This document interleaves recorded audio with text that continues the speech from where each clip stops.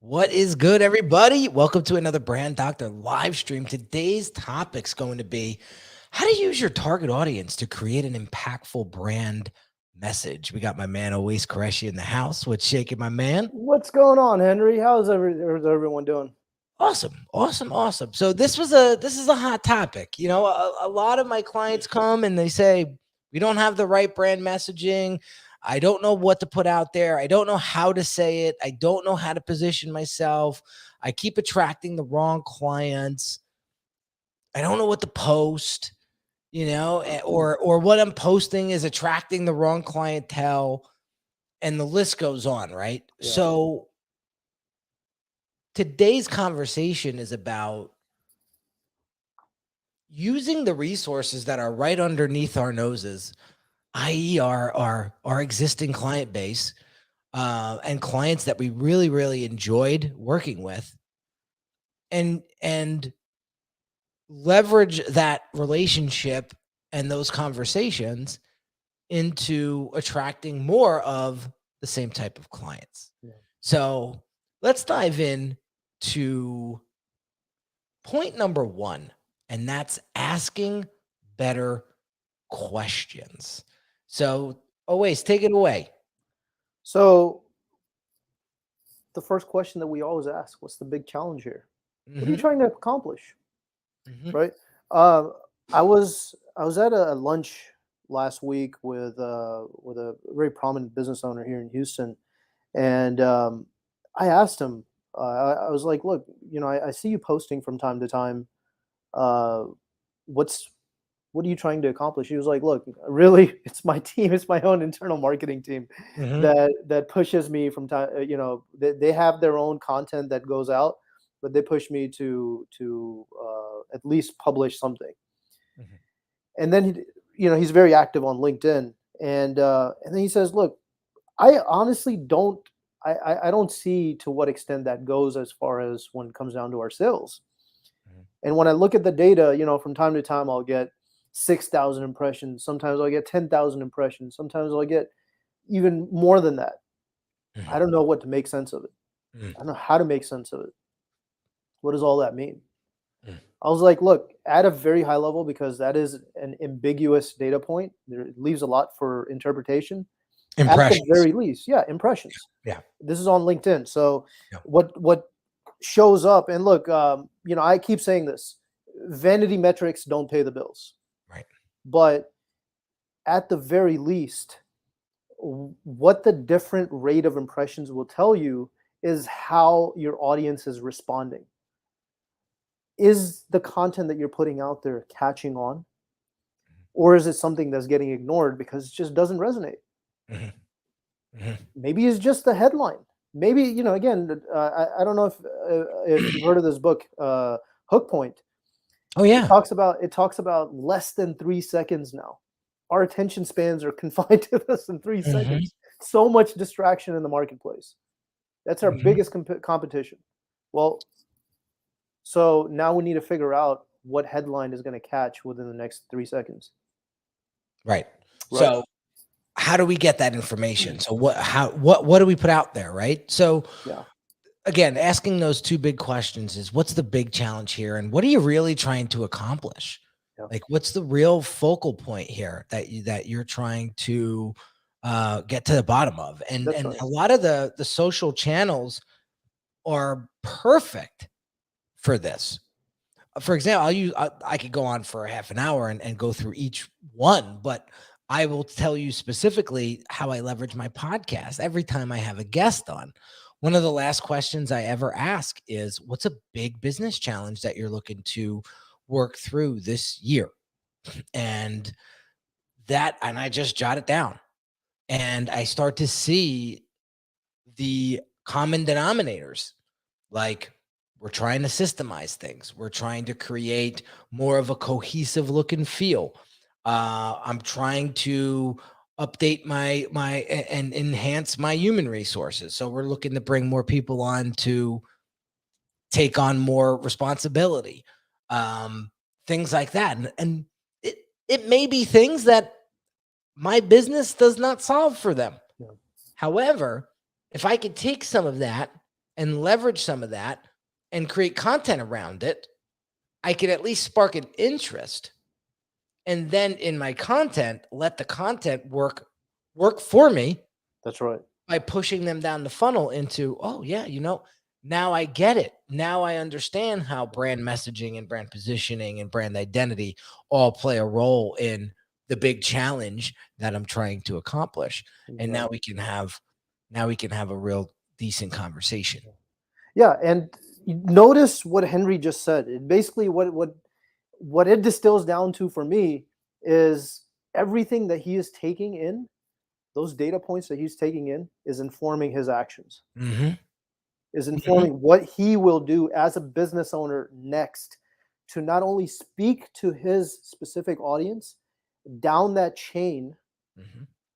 but also how he's going to transform the level of services, the offerings that he's going to provide to his clients. Right. Yeah. I mean, anytime Dick and Harry can find somebody to build a website and a Yeah, funnel and design a logo and all of that. I mean, that those people are a dime a dozen. What you can't find is the people with the strategic thinking. that's right. And that's the key there. Yeah, So I realized that over the years. It's not just pushing pixels. yeah, It's helping people see a vision, helping other business owners fulfill a vision. yeah, And that has a lot of thinking involved. yeah. The other reason, I mean, the other way you can capture data from your audience or data from ideal clients is using softwares like Typeform or Mm. Survey Monkey, or what was the other one I used to use? Oh, it's blanking on me. Woofu. That Woofu. one. Oh, yeah. Yeah, that one's an oldie but goodie. But I've been using Typeform now for a couple of years, and what I do is I create these quizzes, or I'll create these intake questionnaires, and they're short. They're nothing crazy. You're not going to spend a half an hour filling them out. But I send those out before I have assessment calls. If I'm just trying to engage with my audience and trying to get some information from them, I will do a swipe up feature, not a swipe up feature anymore on Instagram, but I'll put a little link in the story and say, "Hey, fill out this quick little questionnaire. I got a question for you." And then I could start gathering information that way. But 9 times out of 10 your audience has the answers that you're looking for. You're just not asking them the right questions. And that's That's right. something that we gotta focus in on if we want to use our target audience to attract the right clients in the future and create more impactful messaging. Because if you use, which I'm going to get into in point 2, the exact language that your audience is using, Oh, yeah. tell me why you think that wouldn't connect with them, Oh, man. right? Big one right there, man. Yeah. So I know you have Woo. some something to say to this when Yeah, it comes speak to, from their perspective. yeah. Speak from their perspective, right? And don't try to change their words. That's Use right. their words. Use the exact same language. I'll give you a quick story. So it was last Friday, and I told you guys I'm working with one of these bigger landscaping and design companies in my area, and I went out to a site visit because they just finished up this beautiful rock wall.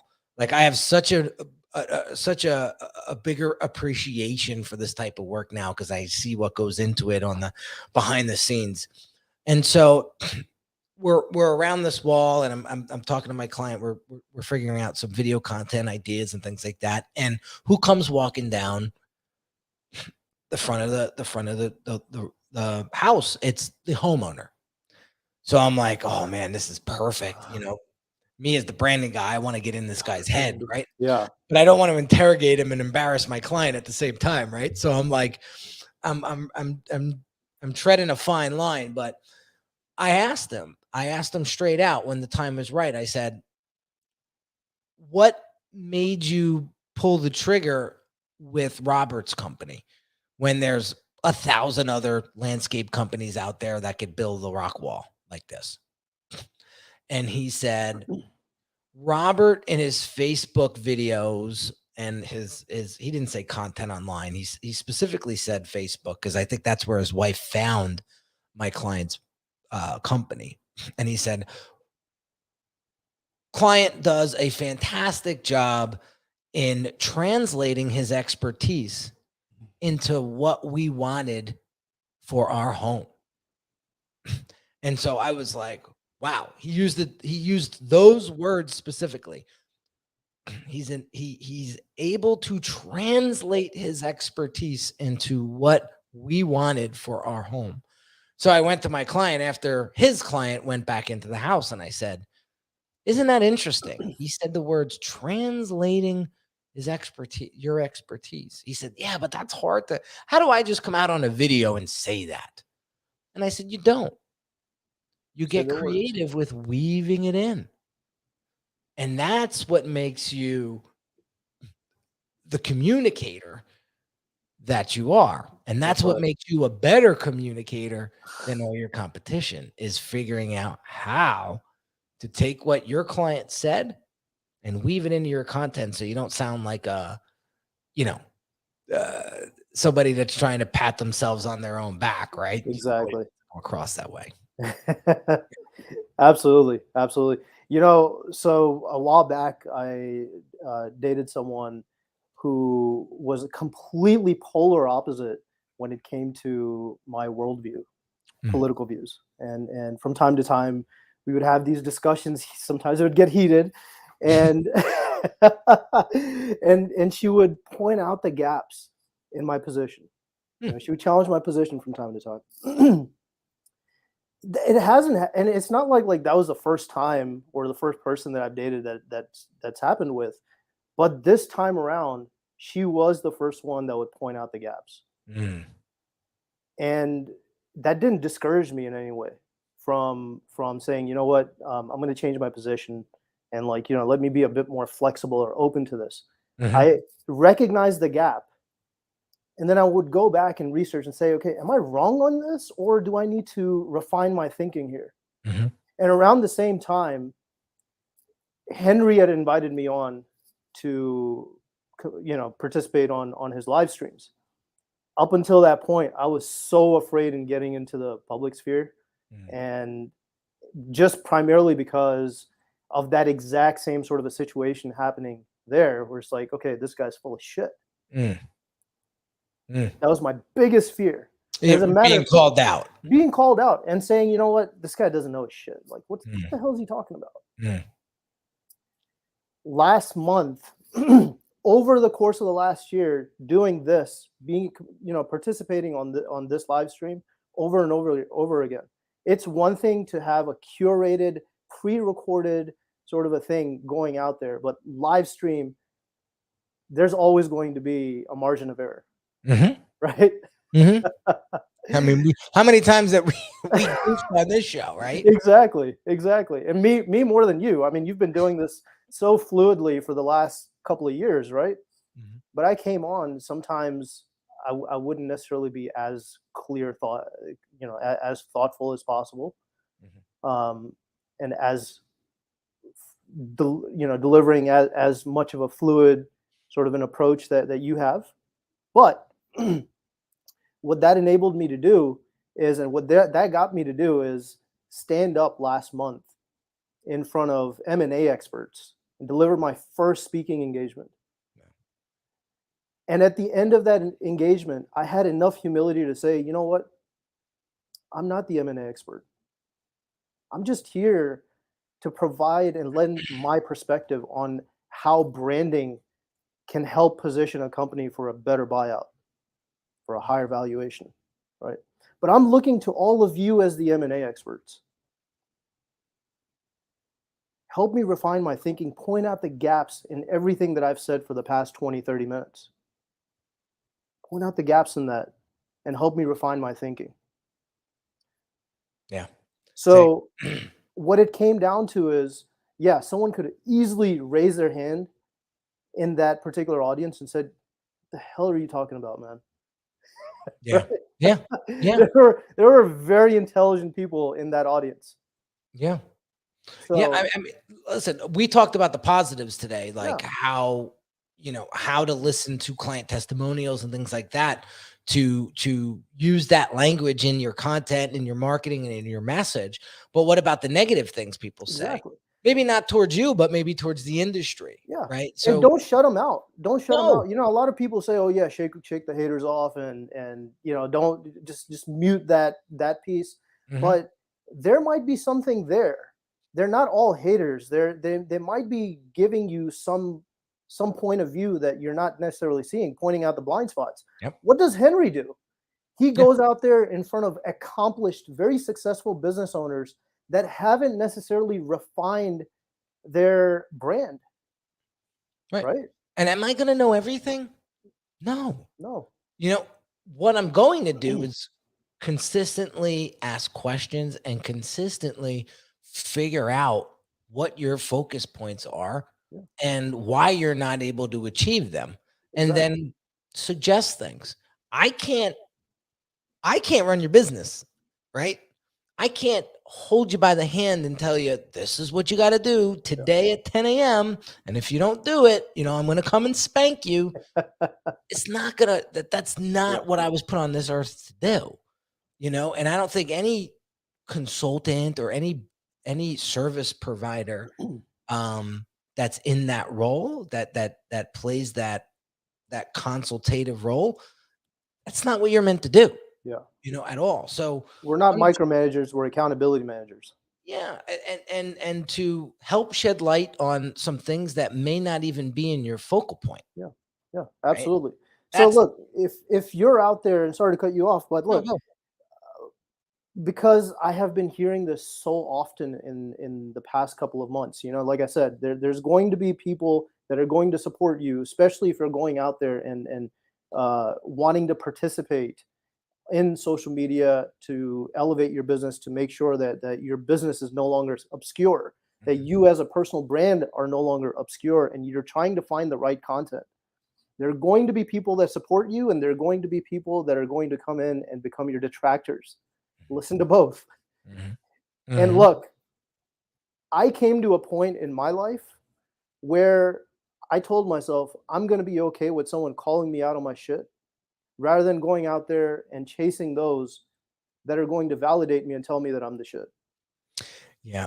What is it, the book, The Four Agreements? I love this Mhm. book, and I call upon it at least once or twice a year because it's a short book and you could just dive right in anywhere and you don't have to read it from cover to cover. And one of the things it says is don't take anything personal, Yeah, good or bad. If somebody's giving you accolades and people that are, really rooting for you, be humble, say thank you. Don't shrub it off. Don't diminish it by any means, but take it with a grain of salt. And yeah, the same thing goes for when somebody's coming at you negatively.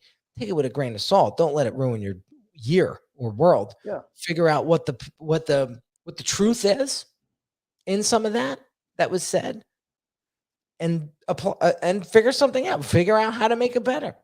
A funny story, real quick. Some of you might have heard this, but back when I was doing a lot of paid ads.